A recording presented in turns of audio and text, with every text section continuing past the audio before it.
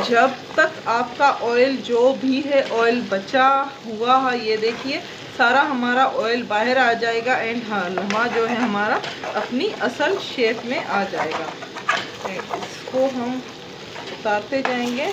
ये देखिए हमारा पूरा ऑयल बच जाएगा, जितना भी हमने ऑयल डाला था वो सारा बच जाएगा।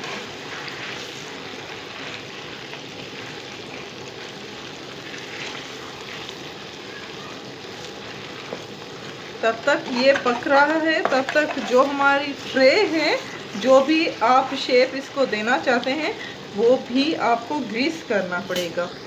हलवा हमारा बन चुका है। अब जो ग्रीस की है आपने ट्रे, उसी में आपको इसमें डालना है